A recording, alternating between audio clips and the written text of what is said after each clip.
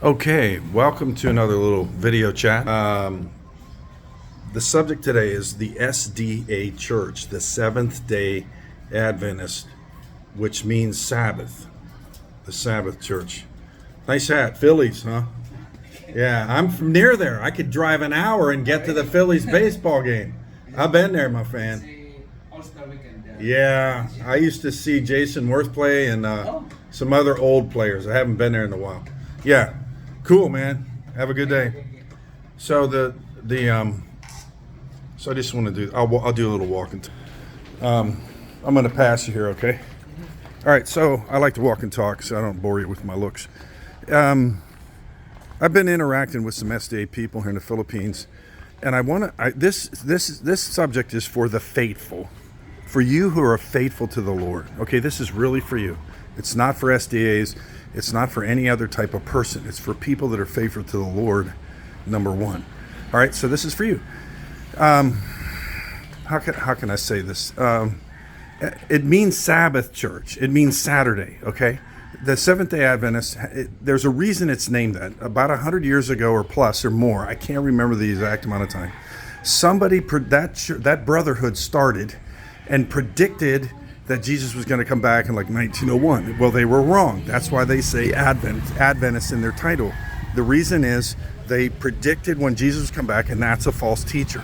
It says in the scripture that nobody knows when he's coming back. Even Jesus doesn't know. That tells you that there's a Father that has information that Jesus doesn't have.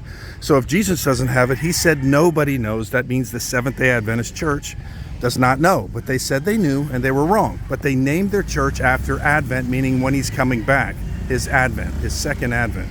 So that's what the name means. The other part is Seventh Day means Saturday. It means keeping the Sabbath. So when you become an SDA disciple, you become a Sabbath keeper. They convert you to Saturday.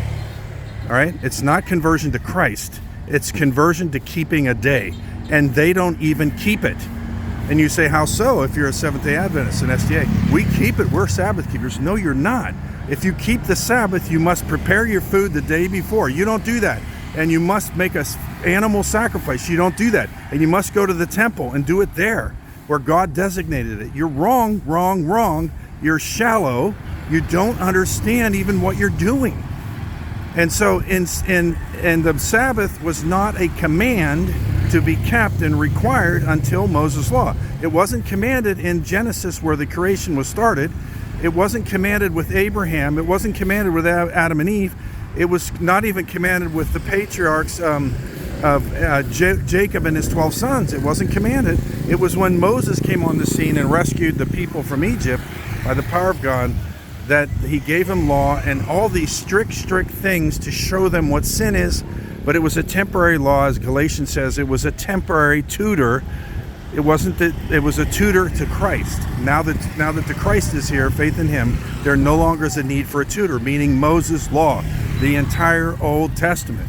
In fact, it says in Colossians that Jesus nailed Moses' law, which is the first 5 books of the Old Testament, and I would say including all the prophets, the whole Old Testament, he nailed it to the cross.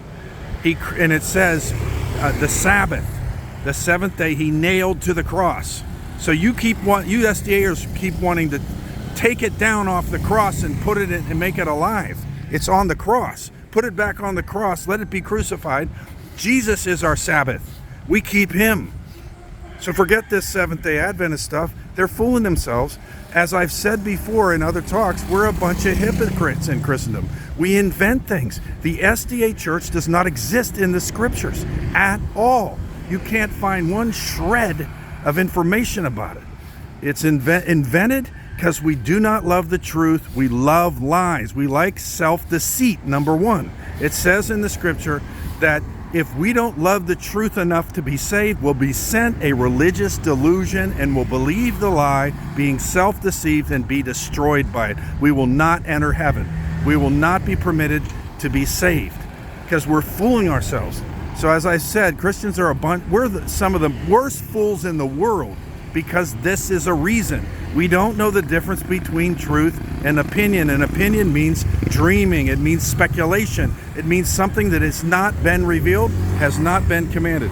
So this is your little dose for the faithful that really want to follow the Lord and be a Christian, because the Bible talks about becoming a Christian.